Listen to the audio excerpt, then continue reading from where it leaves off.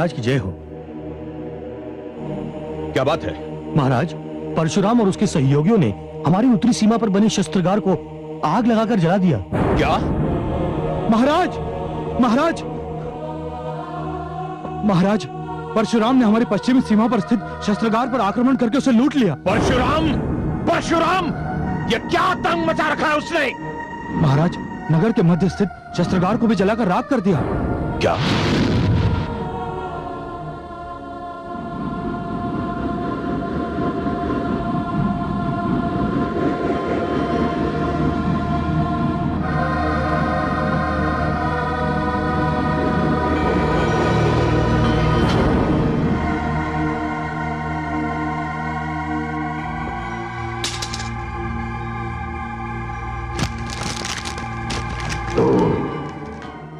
मैं आज भी तुझे इसी बाण से मार सकता था, किंतु छुप के मारना मेरे धर्म के विरुद्ध है। मैं तुझे केवल ये बताना चाहता हूं कि 21 क्षत्रिय वंशों को साथ कर लेने के उपरांत भी तेरी शक्ति पहले से आधी रह गई है। मैंने तेरे शस्त्रागारों को राख के ढेर में परिवर्तित कर दिया है।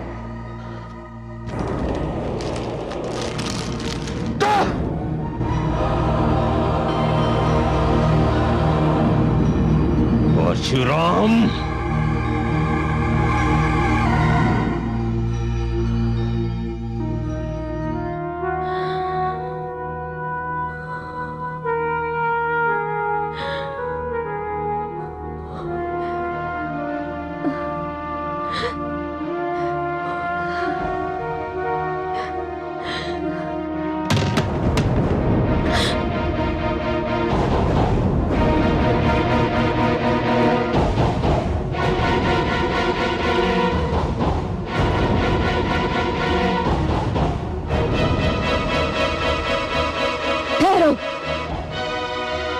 जहां हो वहीं ठहर जाओ।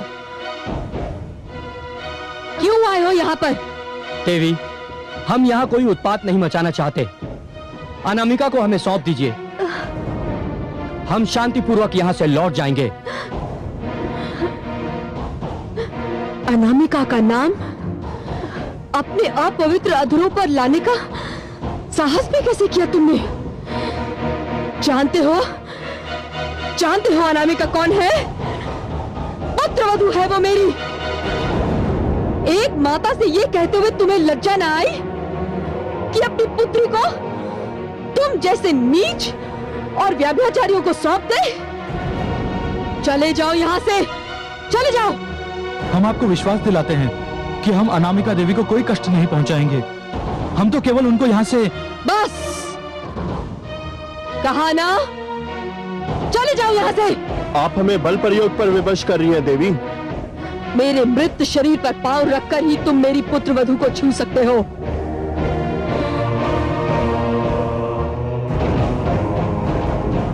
शत्राणी हूं मैं, अस्त्र और शस्त्र के प्रयोग से अनजान नहीं। ठहरो, पीछे पीछे ठहरो, पीछे पीछे पीछे।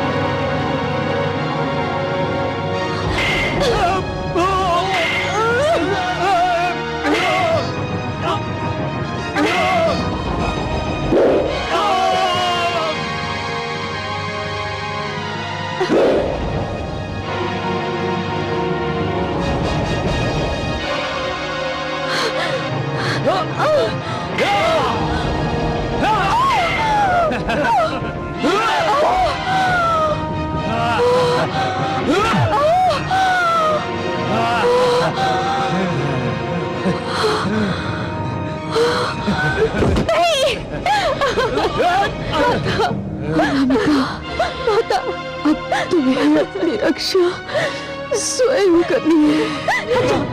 छोड़ दो मुझे, छोड़ दो, हटो, छोड़ो, छोड़ो,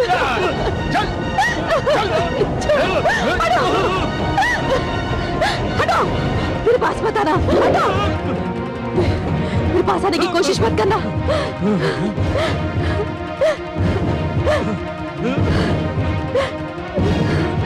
सुनो देवी, हमारा कहना मानो, हम तुमको तनिक भी क्षति नहीं पहुंचाना चाहते। हम केवल इतना चाहते हैं कि तुम हमारे साथ चलो। तुम हमारे साथ होगी तो परशुराम से हमें बातचीत और लेन देन में सुविधा होगी।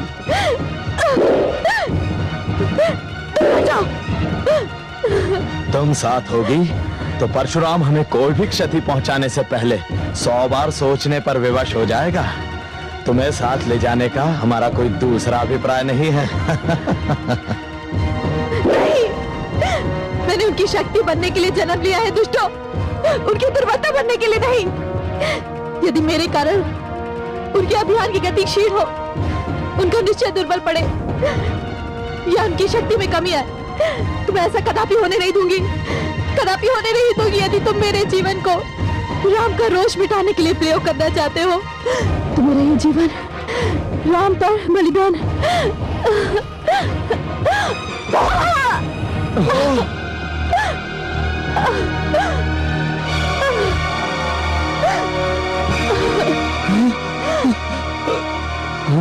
ये क्या? अरे ये तो अनर्थ हो गया, हमारी चाल उल्टी पड़ी। यदि यहाँ परशुराम आ गया तो? अब देख क्या रहे हो, भागो यहाँ से, भागो, चलो चलो।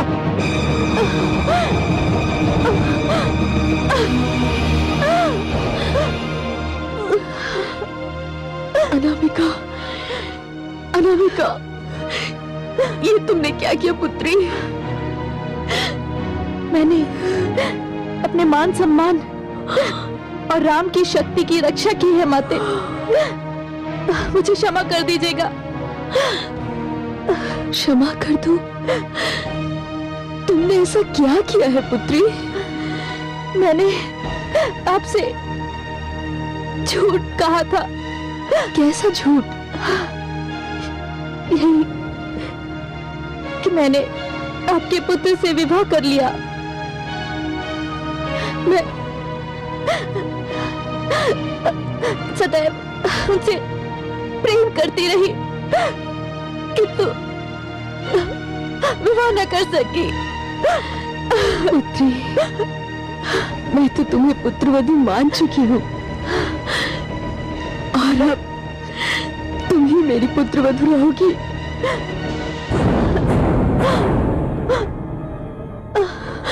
अनामिका, अनामिका, अनामिका, ये माता, माता ये क्या हो गया अनामिका को? माता, दुष्ट सहस्त्रार्जुन के चारों पुत्र अनामिका को बलपूर्वक ले जाने आए थे और इसने अपने आत्मसम्मान की रक्षा इस प्रकार की। ये तुमने क्यों किया अनामिका?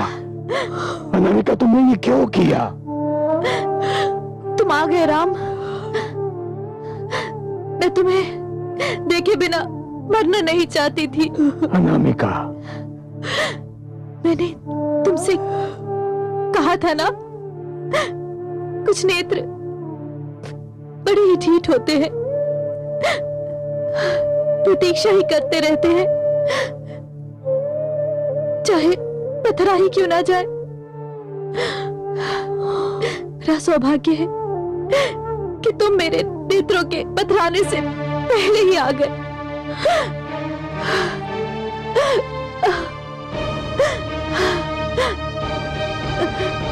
मेरे प्राण मेरे नेत्रों में सिमट आए हैं। तुम्हें देख लिया, अब मैं शांति से उस जीवन को त्याग सकती हूँ जिसके रहते तुम्हें पाना असंभव था। नहीं अनामिका, अनामिका, मैं तुमसे प्रेम करती हूँ राम, मैं तुमसे प्रेम करती हूँ राम। अनामिका, अनामिका, अनामिका, अनामिका,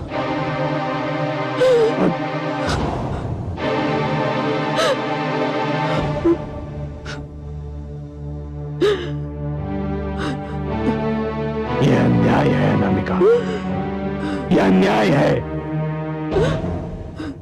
तुमने सदैव मुझे प्रेरणा दी, उत्साह दिया, साहस दिया, और जब उस सब के फल का समय आया तो हम सबको छोड़कर चली गई।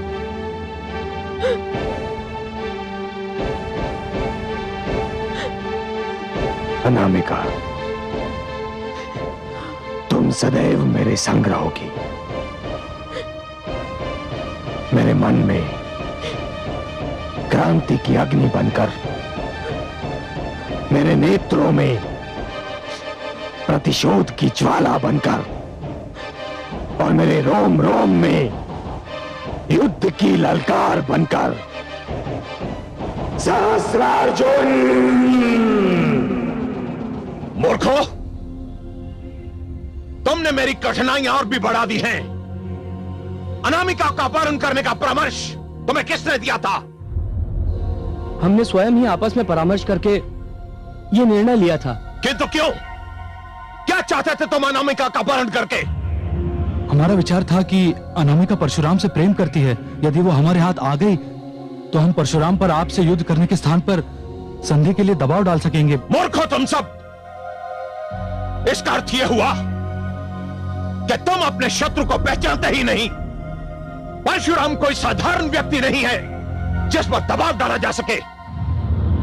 वो नारी का आदरवश करता है, परंतु नारी की आड़ लेकर कोई उसे पद से हटाने का प्रयत्न करे, यह संभव है। ऐसी मूर्खता करके तुमने उसके रोष को और बढ़ावा दिया है। महाराज की जय हो। महाराज, जो हुआ सो हुआ। अब आपको यह सोचना है कि नई परिस्थिति से कैसे निपटा जाए। मेरी समझ में नहीं आता कि क्या किया जाए। मुझे सूचना मिली है कि परशुराम ने मेरे चारों पुत्रों को मारने की शपथ ली है। पहले युद्ध केवल मेरी चिंता थी, परंतु अब चारों राजकुमारों की सुरक्षा मेरी चिंता का विषय बन गई है। आप इसकी चिंता ना कीजिए महाराज। मैं नहीं करूंगा तो और कौन करेगा? हम जो हैं, हमने आपको सहायता का वचन दिया है। आपके राजकुमारों की सुरक्षा के लिए हम पीछे नहीं हटेंगे महाराज। महाराज, मेरे मस्तिष्क में एक योजना है।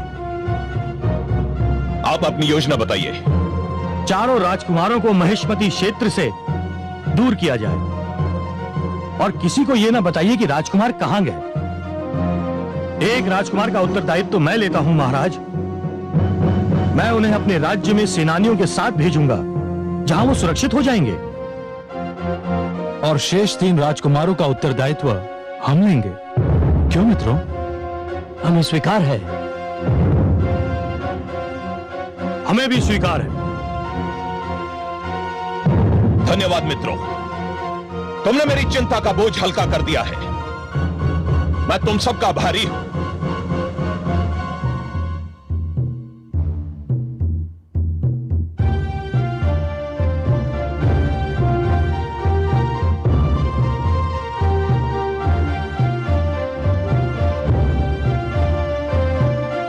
चलो सारथी।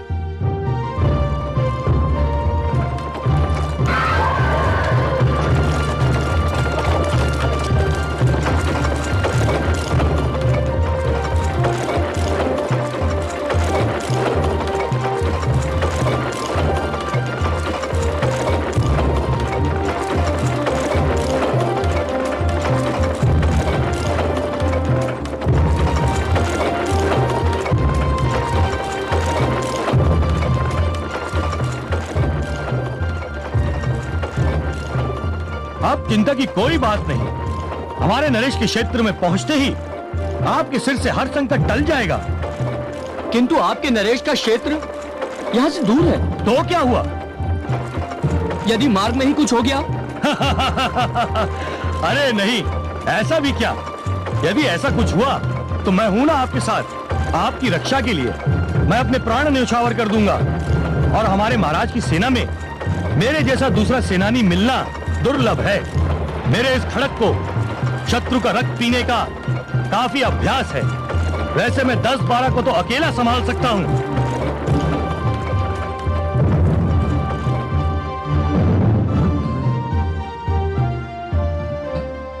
रथ क्यों रोक दिया सारथी? रथ क्यों रोक दिया सारथी? मेरे रथ में बैठे एक महान योद्धा का दर्शन करने के लिए। मेरा सौभाग्य कि आप जैसा सूरमा मेरे रथ में बैठा है।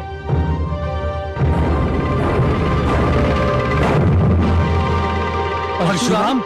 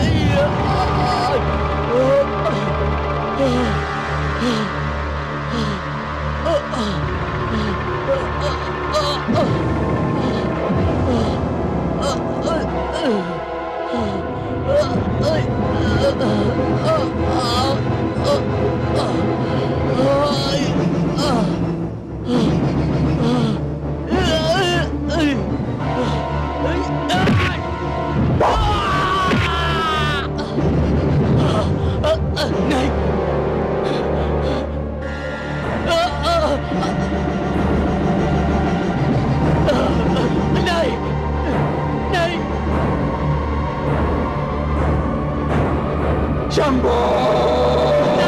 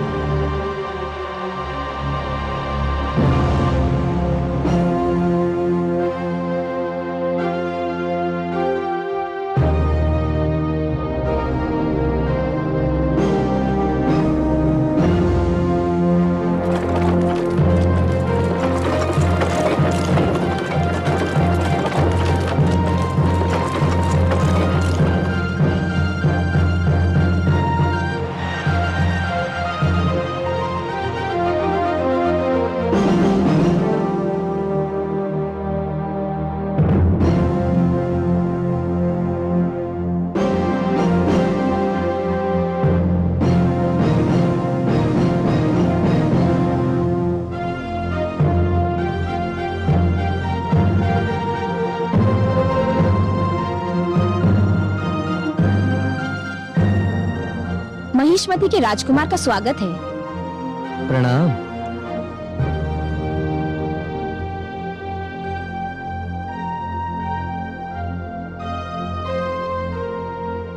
मैं राजकुमारी वंदना हूँ। पिताश्री ने ये सूचना भेजी थी कि आप हमारे राज्य में पधार रहे हैं और मुझे ये आदेश दिया कि आपको यहाँ कोई कष्ट न होने पाए। मैं आपके पिताश्री का आभारी हूँ और आपका भी। यहाँ आपके प्राणों को किसी संकट का भय नहीं है। वो तो मैं आपको देखते ही समझ गया था कि हाँ, मेरे चंचल मन को संकट अवश्य हो सकता है, मेरे प्राणों को नहीं। आप अपने कक्ष में विश्राम करें, मैं आपके भोजन इत्यादि का प्रबंध करती हूँ।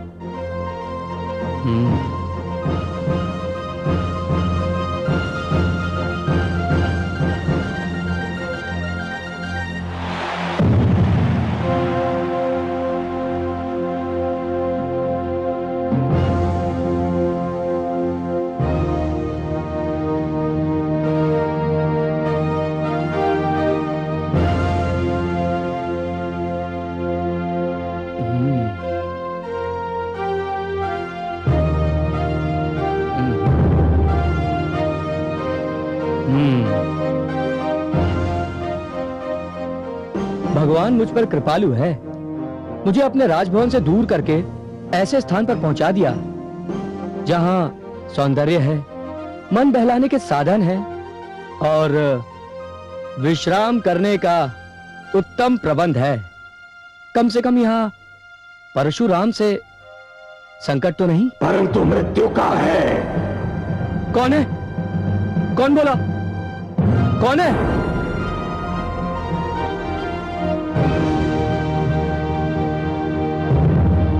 कौन है?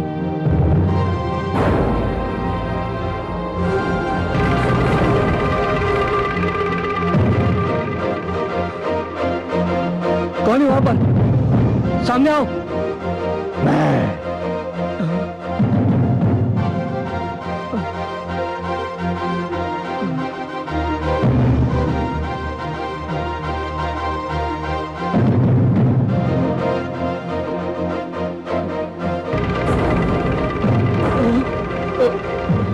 तेरी भांति कायर नहीं हूं जो एक निहत्थे पर आक्रमण करे। मैं तुझे आत्मरक्षा का पूरा अवसर दूंगा। यद्यपि तूने मेरे पिताश्री को कोई ऐसा अवसर नहीं दिया था।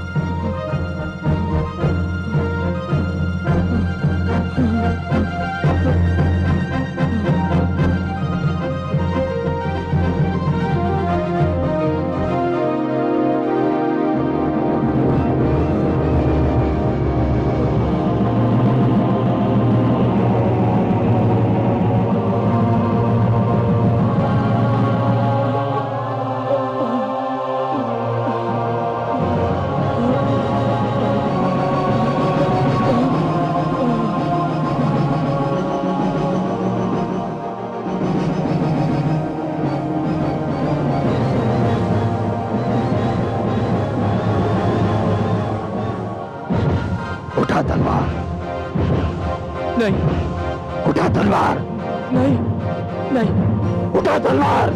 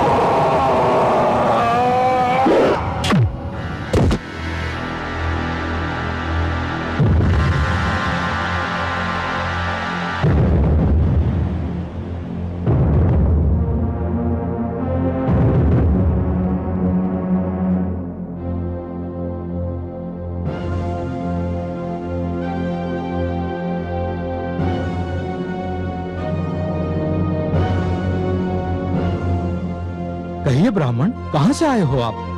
मैं आपको पहली बार यहाँ देख रहा हूँ। कौन हो आप? हाँ श्रीमान, मैं यहाँ पहली बार आया हूँ। हम महिष्मती नरेश सहस्रार्जुन की पाकशाला के प्रधान हैं। बड़ी प्रसन्नता हुई आपसे मिलकर। कैसे आना हुआ यहाँ आपका? महाराज ने हमें राजकुमारों का विशेष ध्यान रखने के लिए भेजा है। हमारे राजकुमार किसी भी स्थान का और किसी भी प्रकार का भोजन ग्रहण नहीं करते। हम बड़े चाव से भोजन बनाते हैं और हमारे राजकुमार उसे बड़े चाव से ग्रहण करते हैं। हाँ ठीक है, किंतु आज का भोजन तो बन चुका है। आप कल से अपना कार्य आरंभ करें तो अच्छा होगा। कोई बात नहीं श्रीमान, ये भोजन हमें दे दीजिए। लीजिए। हम ले जाएंगे। हाँ हाँ, किंतु याद रहे, कल से भोजन हम ही बनाएंगे। हाँ हाँ ठीक है।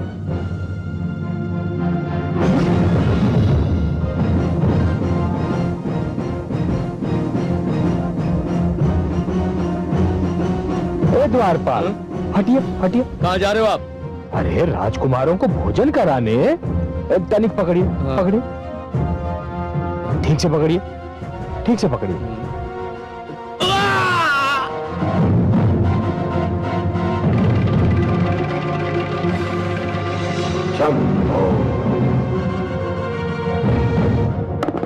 भ्राताश्री, यदि इन क्षत्रिय नरेशों ने हमारी सहायता न की होती तो कदाचित परशुराम हम चारों का अंत कर चुका होता।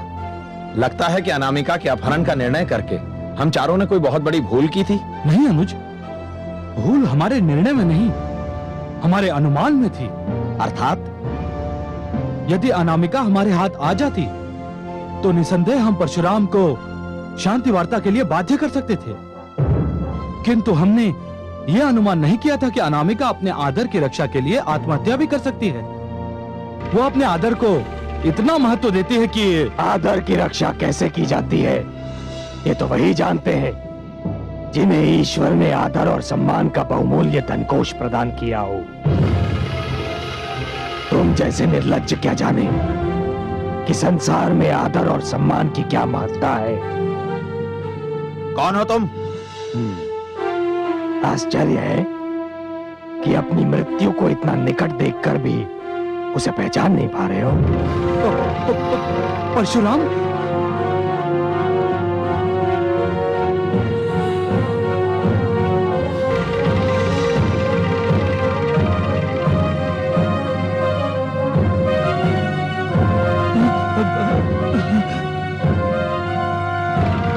हमें क्षमा कर दो परशुराम। हमें क्षमा कर दो परशुराम। हमें क्षमा कर दो। मुझसे भूल हो गई परशुराम, मुझसे भूल हो गई। भूल और क्षमा दो ऐसे शब्द हैं मूर्खों, जो अपराध के घट जाने के उपरांत अपना अर्थ खो देते हैं। तुम लोगों ने एक निष्पाप, भोली भाली और कोमल कन्या अनामिका का वध कर दिया। एक ऐसी कन्या का वध कर दिया जिसने जीवन में पाप करना तो दूर, पाप के विषय में सोचा भी नहीं था। एक ऐसी कन्या जिसने जीवन को अभी निकट से देखा भी नहीं था, जाना भी नहीं था। हम तो केवल अपने पिताश्री की रक्षा करने का प्रयास कर रहे थे परशुराम। उसकी रक्षा का प्रयास जो मानव होते हुए भी दैत्य से कम नहीं, जिसने क्षत्रिय धर्म को एक क्रूर अर्थ देने का दुष्कर्म किया। नहीं, तुमने उसकी रक्षा का नहीं, उसके अपराध में सहयोग देने का प्रयास किया था, और तुम दोनों को इसका दंड अवश्य मिलेगा। नहीं नहीं, इस कक्ष में शस्त्र ही शस्त्र पड़े हैं। जाओ, जो शस्त्र चाहो उठाओ। मैं तुम्हें युद्ध किए बिना नहीं मारूंगा। जाओ, जाओ, उठाओ शस्त्र।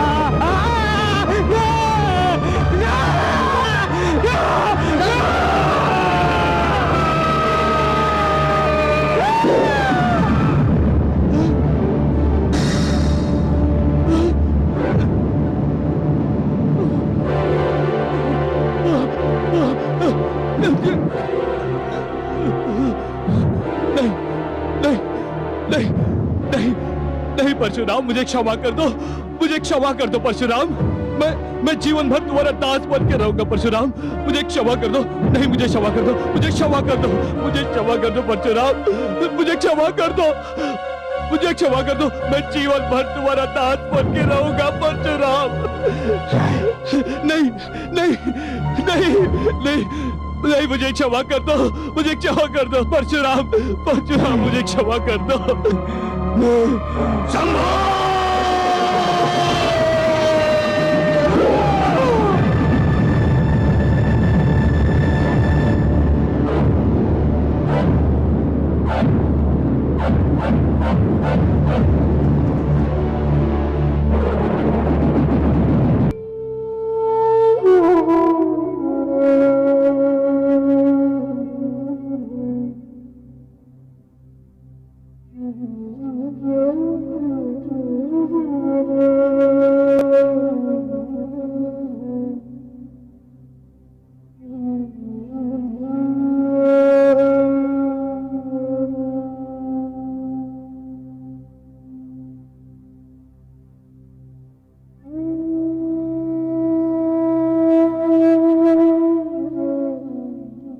माता, आपने कहा था ना कि जिन लोगों ने आपका सुहाग लूटा है उनका वंश मिट जाए।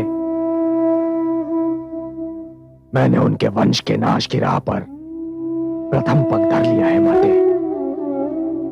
जिन लोगों ने आपकी मांग में वैधव्य की राख मलती थी, मैंने उनका जीवन मिट्टी में मिला दिया है।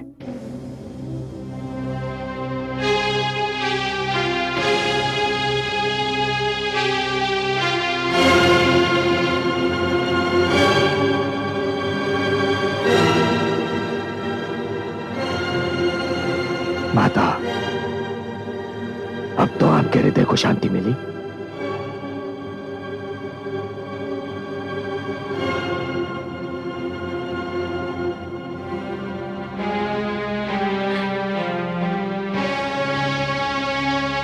इन दुष्टों के अंत से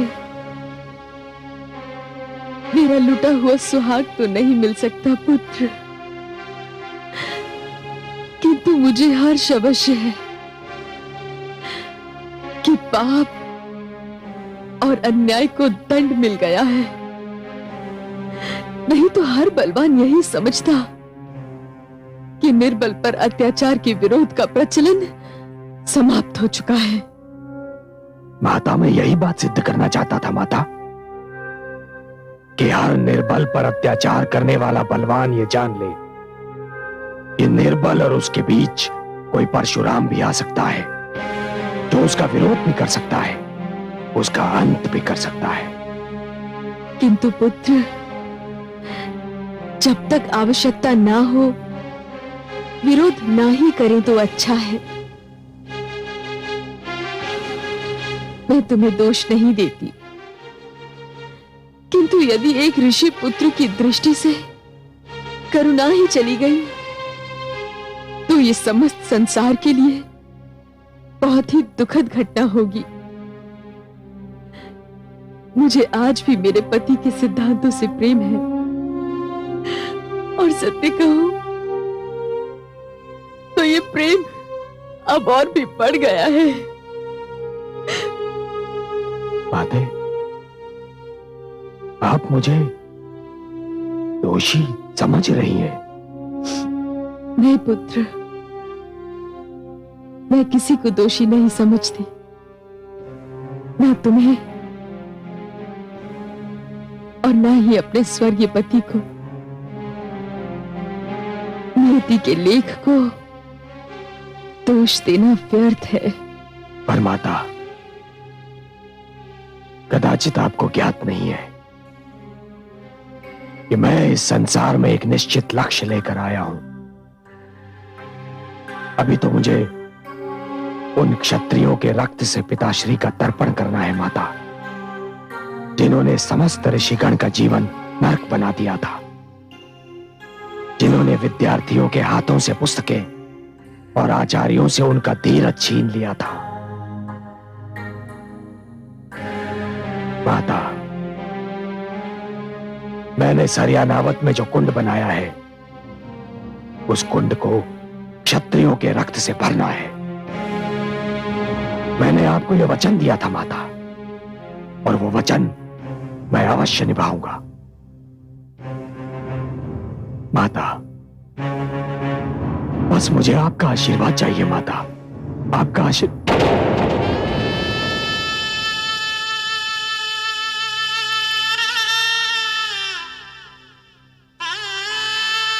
माता, माता, माता,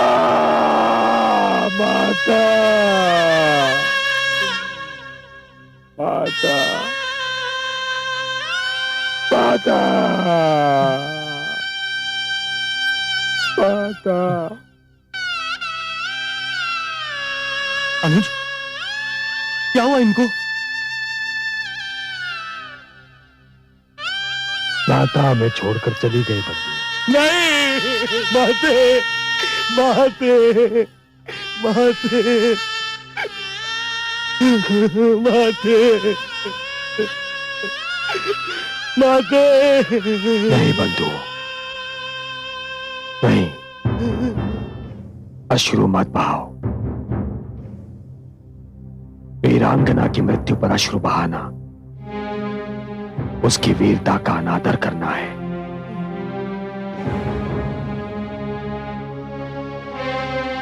माता ने हमें जीवन भर हर दुख और कठिनाई का धैर्य से सामना करने की शिक्षा दी,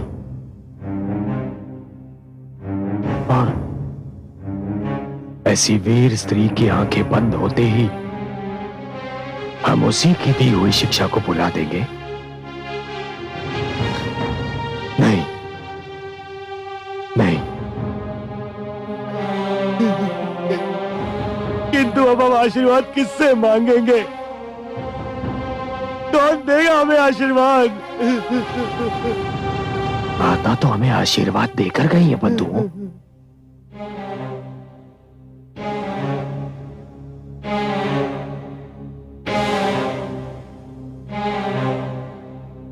और माता का आशीर्वाद यह है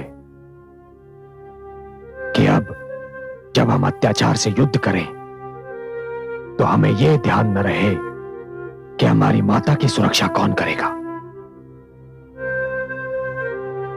उन्होंने हमें अपनी सुरक्षा की चिंता से मुक्त कर दिया है, मुक्त कर दिया है, ताकि अब हमारे ध्येय पूर्ति के बीच कोई माता, कोई पिता या कोई अनामिका बाधा न बन जाए।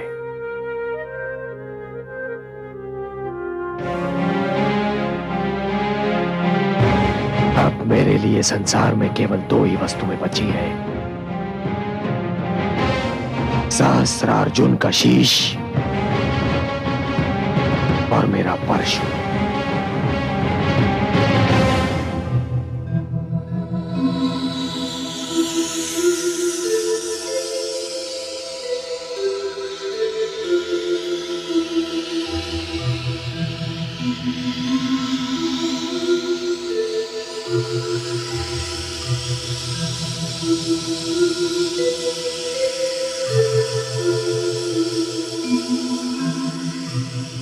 प्रणाम माते। आयुष्मान भव। तुम्हें देखने को मेरे नयन तरस गए हैं पुत्र। कई कई दिन बीत जाते हैं तुम्हें देखे बिना। तुम क्या जानो माँ की ममता क्या होती है पुत्र। जानता हूँ माते, जानता हूँ मैं। माते, मैं आपकी ममता का ऋण नहीं चुका पा रहा हूँ।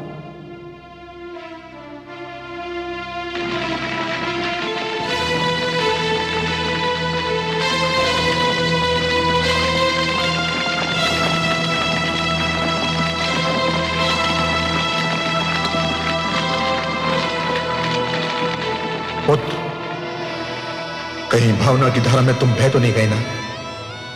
तुम्हें अपना वचन स्मरण है ना? तो काट दो अपनी माता का सर। अपने इस अभागे पुत्र को क्षमा कर देना माता। मैं वो करने जा रहा हूं जो आज तक किसी पुत्र ने नहीं किया होगा। और ईश्वर ना करे कि आज के उपरांत किसी पुत्र को करना पड़ जाए। क्षमा माते, क्षमा।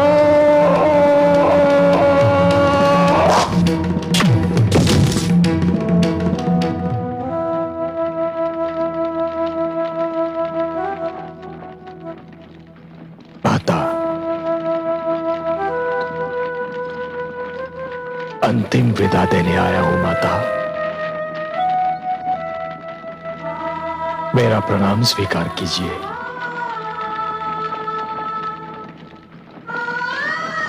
माता, मुझे संतोष तो है कि आपकी आत्मा पिताश्री की आत्मा से जा मिली होगी,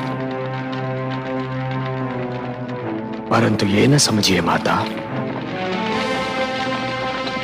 कि मैं वो मार्मिक दृश्य भूल गया हूं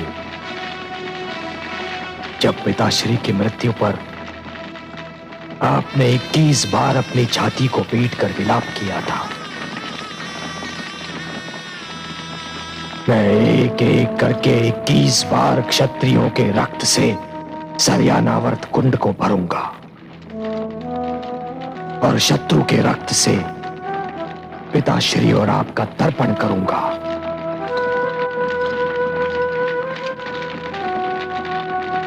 ये आपका ऋण है मुझ पर माता, ऋण है मुझ पर।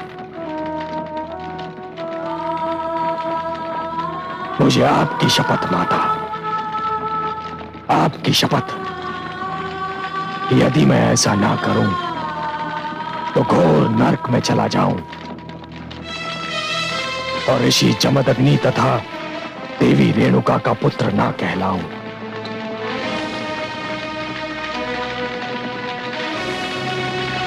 माता,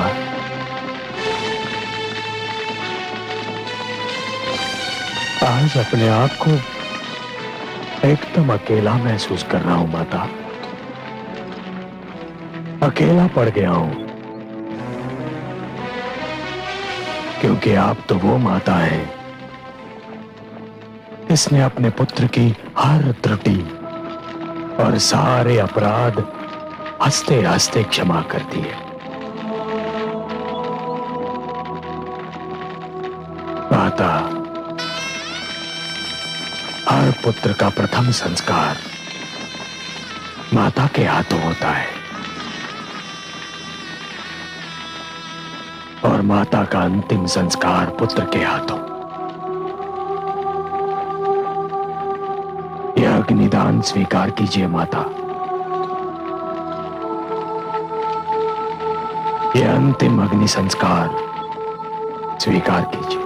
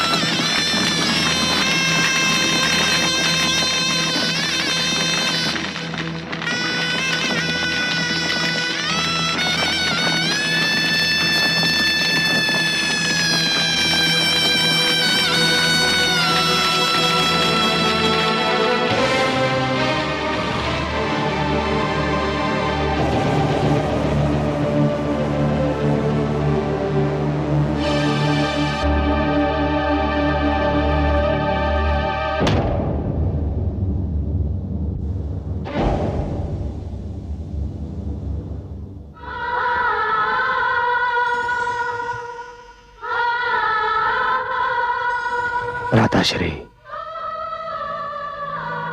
अधिकारों के इस महायज्ञ में पिताश्री की आहुति चढ़ गई। माताश्री ने भी अपने प्राण त्याग दिए। अब मुझे एक और जीवन की आवश्यकता है। मुझसे कहो अनुज, मैं दूंगा अपना जीवन। ये पेटिका देख रहे हो? क्या है इसमें? सहस्त्रार्जुन के चारों पुत्रों के सिर। मैं इन्हें महाराज सहस्त्रार्जुन को उपहार स्वरूप भेंट करना चाहता हूं, परंतु जो भी व्यक्ति जाएगा वो कदाचित जीवित नहीं लौटेगा। अनुज, जब सम्मान का प्रश्न होता है, जब प्रतिष्ठा दांव पर लगी होती है, जब अत्याचार के विरोध का चक्र चलता है, तब प्राणों का कोई मूल्य नहीं होता। मुझसे कहो क्या करना है? इसे महाराज सहस्त्रार्जुन के सेनापति को भेंट करो मेरी ओर से, और उसे यह निवेदन करो कि इसे केवल महाराज सहस्त्रार्जुन ही खोलेंगे। सेनापति एक क्षत्रिय है और मेरा विश्वास है कि वो ऐसा ही करेगा, क्योंकि सहस्त्रार्जुन और उसके सारे सहयोगी ये जानते हैं कि आप युद्ध कला में प्रवीण नहीं हैं। आप तो केवल एक आचार्य हैं। कदाचित आपके प्राणों की रक्षा हो जाए, किंतु भ्राता, आपको अपने मस्तक पर मृतक वस्त्र बांधकर ही जाना होगा। मैं जाऊंगा अनुज, अवश्य जाऊंगा। यदि ये प्राण चले गए तो समझूंगा मातृ पितृ ऋण उतारने की चेष्टा तो की। भ्राता, ये कार्य स्वयं मैं भी कर सकता था, किंतु अनुज, तुम्हारा निर्णय उचित है। तुम्हें संपूर्ण युद्ध का संचालन करना है। सैनिक अनेकों होते हैं, किंतु सेनापति एक होता है। भ्राता, मुझे अब चलना चाहिए। भ्राता, यशस्वी भव, यशस्वी भव।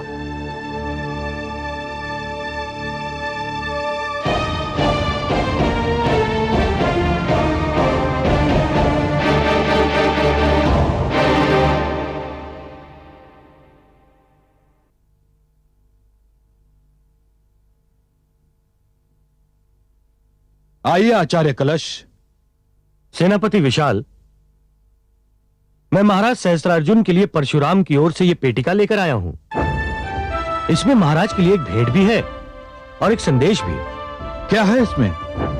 मुझे देखने की अनुमति नहीं थी और परशुराम ने आपसे भी निवेदन किया है कि इसे केवल महाराज सहस्त्रार्जुन ही देखें।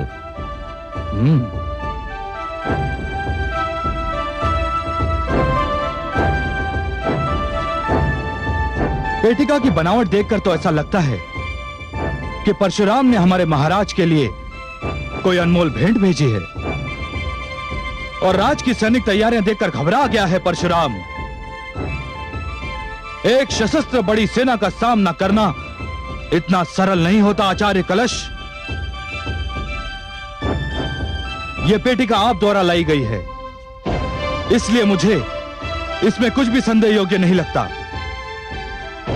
मैं इस पेटिका को महाराज तक पहुंचा दूंगा। आप जा सकते हैं।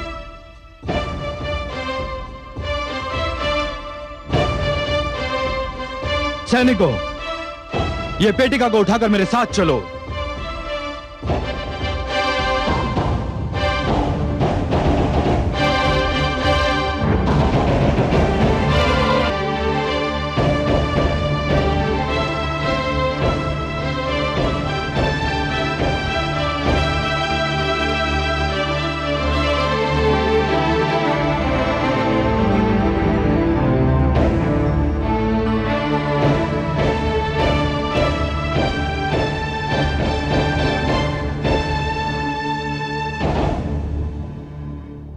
कहो महामंत्री, कोई सूचना मिली कि हमारे चारों पुत्रों को जिन राज्यों में पहुंचना था, क्या वो वहां पहुंच गए? अब तक तो कोई सूचना नहीं मिली महाराज। यह तो बड़ी चिंता का विषय है।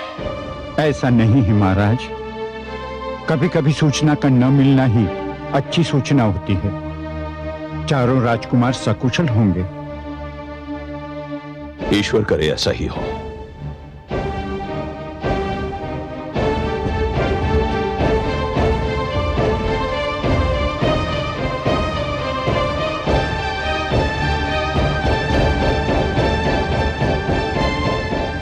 महाराज की जय हो। महाराज, परशुराम ने आपके लिए कुछ भेजा है। परशुराम ने? मेरे लिए? हाँ महाराज, और जो व्यक्ति इसे लेकर आया था उसने कहा था कि यह केवल आपके लिए है और इसे केवल आपके समक्ष ही खोला जाए। ठीक है, मंगवाओ उसे। जो आज्ञा महाराज।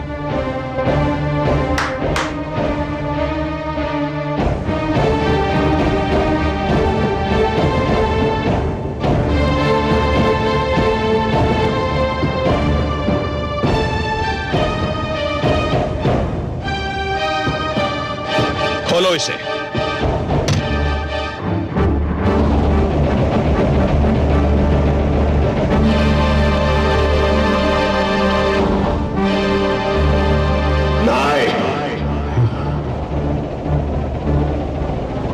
क्या हुआ महाराज? इस पेटिका में क्या है? हे ईश्वर, राजकुमारों के कटे हुए सार। क्या? क्या? क्या? नहीं, ईश्वर, नहीं, ईश्वर, ईश्वर, ईश्वर। यह दृश्य देखने से पहले महाप्रलय क्यों नहीं आ गई? मेरे कुलदीपकों का प्रकाश बुझाने से पहले हे सूर्य, हे चंद्रमा, तुम्हारा प्रकाश अंधकार में क्यों नहीं बदल गया? परशुराम, यदि यही तुम्हारा युद्ध संदेश है तो यह भी सुन ले। तुमने मेरे कुलदीपकों के कटे हुए सिर भेजे हैं। इन कटे हुए सिरों की सौगंध, मैं इस धरती पर एक भी भार्गव को जीवित नहीं छोड़ूंगा, बिल्कुल नहीं छोड़ूंगा। परशुराम,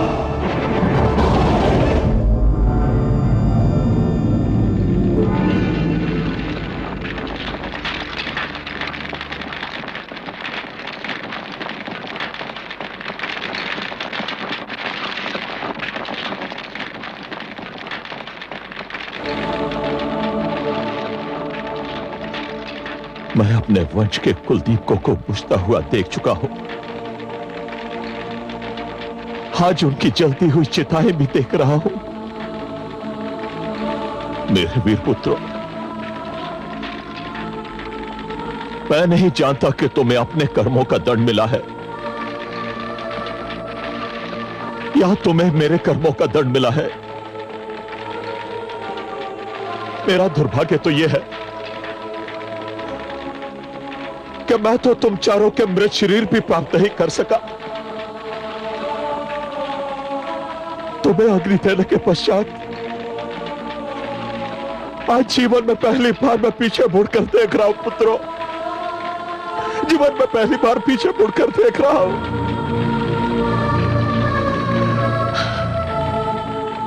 मैं देख रहा हूं उस सहस्रार्जुन को जो महान कृतवीर्य का पुत्र और जगत नियंता का पुत्र, सहस्त्र बाहुओं का बल रखने वाला। हां, यही भगवान दत्तात्रेय ने मुझे वरदान दिया था। मेरे तप से प्रसन्न होकर आज मैं सोच रहा हूं कि वो तपस्वी कहां चला गया। आज मैं सोच रहा हूं कि ये सम्राट मेरे अंदर कैसे प्रवेश कर गया। लोगों के जीवन की यात्रा संन्यास पर समाप्त होती है, परंतु मेरे जीवन की यात्रा तो संन्यास से प्रारंभ हुई थी।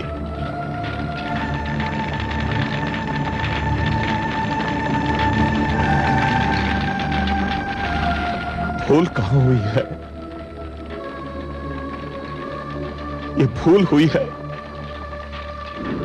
या मेरी पीड़ा, मेरी कुंठा मुझे ऐसा समझने पर विवश कर रही है? हे धरती, हे आकाश, है मेरे पितृ देवता, आज इस समय मैं निर्णय की घड़ी के समक्ष एक अपराधी की भांति खड़ा हूं। क्या यह सारा दोष मेरा ही है? आज मेरे अंदर घृणा का लावा जो इतना उबल रहा है, वो ना जाने कितने भार्गों को अब तक निकल चुका है, और अब यही घृणा का लावा परशुराम को भी निकलना चाहता है।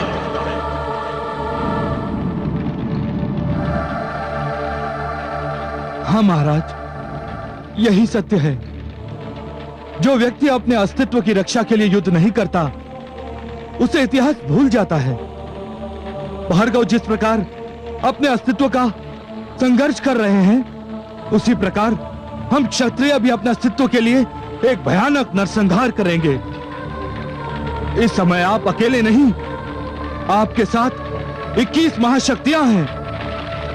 महाराज, विजय की देवी इस समय हमारी प्रतीक्षा में है और हमारा स्वागत करने के लिए तत्पर है। उठाइए तलवार। सम्राट सदैव तलवार के बल पर शासन करते अच्छे लगते हैं, और फिर प्रतिशोध भी आपसे कुछ मांग रहा है, और वो 4 जलती हुई चिताएं भी आपसे कुछ मांग रही हैं। महाराज, आपने सत्य कहा है, आपने सत्य कहा है।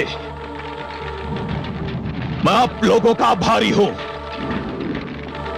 थोड़ी देर के लिए मैं पुत्र मोह में पीछे चला गया था। युद्ध होगा, भयानक युद्ध होगा, और भार्गवों की ऐसी अनेक चिताएं जलेगी, अवश्य जलेगी। युद्ध होगा।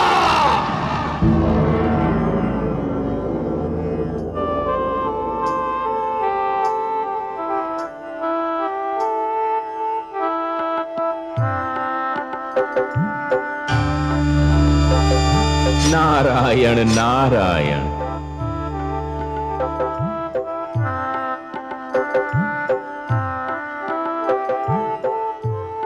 बड़े अचरज की बात है। मैं तो अपने नारायण को उनके अंशावतार की और माता को उनके शिशु की वीरता के लिए बधाई देने आया था, जिनका जन्म उनके कर कमलों से हुआ था। किंतु नारायण के मुख पर गंभीरता की छाया देखकर मैं कुछ कहने का साहस नहीं जुटा पा रहा हूं। माता, आप ही मुझे बताइए, आप दोनों इतने शोकाकुल क्यों हैं? क्या कहें देवर्षि, जिन हाथों में संसार के सर्वोत्तम शस्त्र इसलिए दिए जाएं कि वो मानव जाति की रक्षा का भार संभाल सकें, मानवता के रक्षक बन सकें, यदि वही हाथ भ्रष्टाचार और अनैतिकता की दलदल में धंस जाएं, तो क्या मन को दुख नहीं होगा? आज हम दोनों के सिर लज्जा से झुक गए हैं। आपके मुख से निकले हुए शब्द बहुमूल्य हैं माते, किंतु मैं इन शब्दों का अर्थ समझने में स्वयं को असमर्थ पा रहा हूं। आप किन हाथों की चर्चा कर रही हैं? अपने प्रपौत्र के हाथों की। आपका प्रपौत्र? माते, मैं अब भी नहीं समझ पा रहा हूं, आप किसके विषय में बात कर रही हैं? सहस्रार्जुन के विषय में, और किसके? ठहरिए माते, आप मुझको जितना शक्तिशाली समझ रही हैं, मैं उतना हूं नहीं। मुझे इस झटके से संभलने दीजिए। सहस्रार्जुन आपका पपौत्र है? मेरे लिए तो यह सूचना है माते। हाँ देवर्षि, ये बात बहुत कम लोगों को ज्ञात है। यूं तो मेरे कमल नयन बहुत ही कृपालु, दयालु हैं। इनके मन में मेरे लिए अथाह प्रेम है, किंतु एक बार ये मुझसे क्रोधित हो गए और क्रोध में आकर इन्होंने मुझे अशु प्रजाति में जन्म लेने का श्राप दे दिया। फिर क्या हुआ माते? सो मैंने अशु प्रजाति में जन्म लिया, किंतु इनको भी मेरे बिना चैन कहां।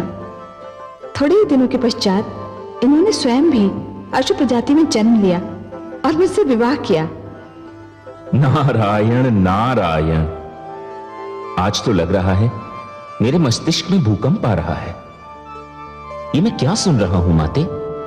ये सत्य है। विवाह के उपरांत हमारे एक पुत्र हुआ, कृतवीर्य। सहस्रार्जुन उसी कृतवीर्य का पुत्र है, तो फिर वो हमारा प्रपौत्र हुआ ना। इतने महान पिता का इतना आतताई पुत्र। यही तो दुख की बात है देवर्षि। सहस्रार्जुन आरंभ में बहुत सुशील और चरित्रवान था, परंतु जैसे ही मैंने दत्तात्रेय के रूप में उसे सहस्रबाहु होने का वरदान दिया, उसने तो अपने जीवन का मार्ग ही परिवर्तित कर दिया। सर्वेश्वर ने उसे सहस्त्रबाहु इसलिए दिए थे कि वो अपने सहस्त्र हाथों से मानवता की रक्षा करेगा, किंतु उसने अपने हाथों में ऐसे शस्त्र थाम लिए जिनमें अनैतिकता, भ्रष्टाचार और अन्याय की दुर्गंध बसी हुई थी। ऐसे अत्याचारियों का तो अंत होना ही चाहिए। वो तो होकर रहेगा, किंतु दुख की बात यह है देवर्षि कि उसका अंत स्वयं मुझे करना होगा। कितना दुर्भाग्य है ना देवर्षि कि अपनों को अपनों के ही हाथों दंड मिलेगा। किंतु मैं कर भी क्या सकता हूं? उसने जमदग्नि जैसे महान ऋषि को कष्ट दिया, समस्त ऋषिगण का जीवन नर्क बना दिया, विद्यार्थियों का जीना दूभर कर दिया। मुझे उसका वध तो करना ही होगा।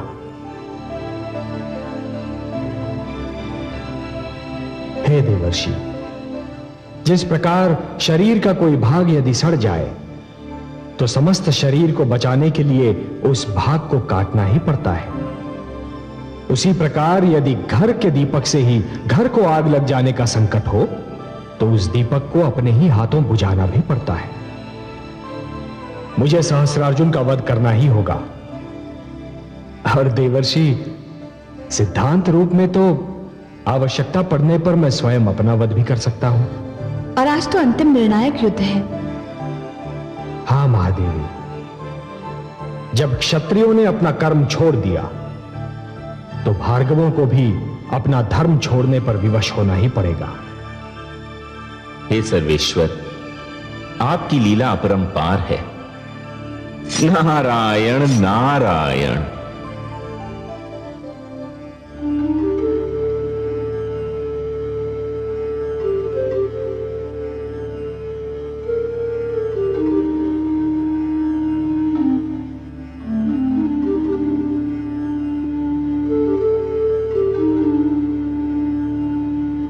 मैं तुम्हारे विचारों से सहमत नहीं हूं पुत्र, किंतु मुझे अभी यह लगता है कि तुम अधीर हो उठे हो। तुम धैर्य से कार्य नहीं ले रहे हो पुत्र।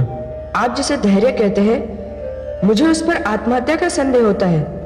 मुझे मृत्यु से डर नहीं लगता पिताश्री, किंतु मैं उस मृत्यु के नाम से भी घृणा करता हूं, जो केवल इसलिए आ दबोचे कि हमने जीने का प्रयत्न ही नहीं किया था। पुत्र, यदि तुम जाने की हट कर रहे हो तो जा, किंतु एक बात याद रखना पुत्र, ब्राह्मण कभी हत्यारा नहीं होता। यदि मेरा ब्राह्मण होना ही मुझे अन्याय से लड़ने से रोकता है तो जाइए पिताश्री, मैं आज से ब्राह्मण नहीं रहा। स्वामी, माता, स्वामी, माता, स्वामी, माता। वत्स परशुराम,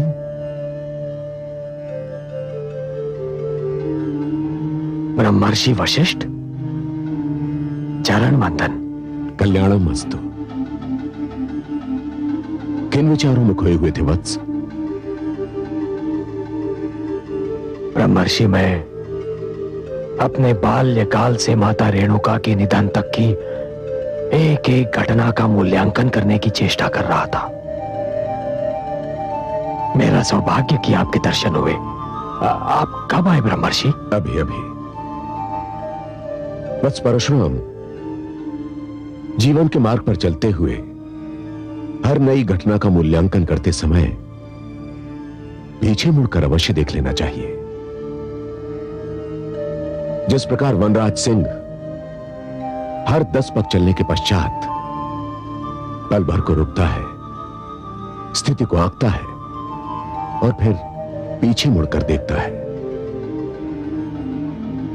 हे ब्रह्मर्षि, जीवन संग्राम में जूझते जूझते मेरा बाल्यकाल तो खो गया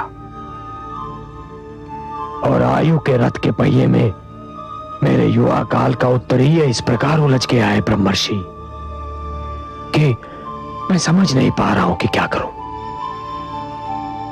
काल का पहिया रुक नहीं सकता और उत्तरीय बचाने का निर्णय मुझे बड़ी शीघ्रता से करना होगा।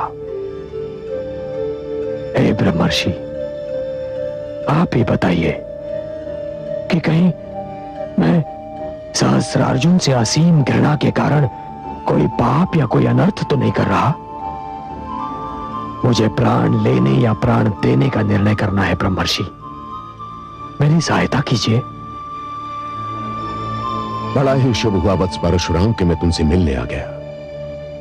तुम्हें भ्रमित होने की कोई आवश्यकता नहीं है, क्योंकि युद्ध को निमंत्रण तुमने नहीं दिया, अन्याय को जन्म तुमने नहीं दिया और यह व्यवस्था तुमने नहीं बनाई। हे परशुराम, इस पृथ्वी पर जो भी प्राणी आता है उसमें परमात्मा का अंश होता है और यह ईश्वर की वाणी है कि अन्याय सहने वाला अन्याय करने वाले से अधिक बुरा होता है। पाप कर्म होता देखकर जो उसका प्रतिरोध नहीं करता वो महापापी होता है। परशुराम, सत्य तुम्हारे साथ है, न्याय तुम्हारे साथ है, धर्म तुम्हारे साथ है। वत्स परशुराम, तुमने जो पग उठाया है वो उचित है, न्याय संगत है और मेरा ही नहीं अपितु समस्त ऋषि समाज का समर्थन तुम्हें प्राप्त है। उठो भार्गव वीर, संशय की दीवार को गिरा दो, भ्रम की चादर को चीर डालो और हे क्रांति के महानायक परशुराम, इस अन्याय को सदा सदा के लिए इस पृथ्वी से निर्मूल कर दो, समाप्त कर दो।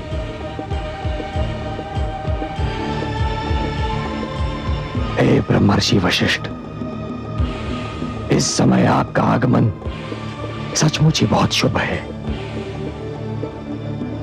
आपने दीपक की कांपती हुई लौ के लिए अपनी ओजस्वी वाणी में अपने विचारों के माध्यम से जो तेल और ईंधन डाला है, उससे मैं इस अन्याय को, इस समस्त व्यवस्था को जलाकर राख कर दूंगा।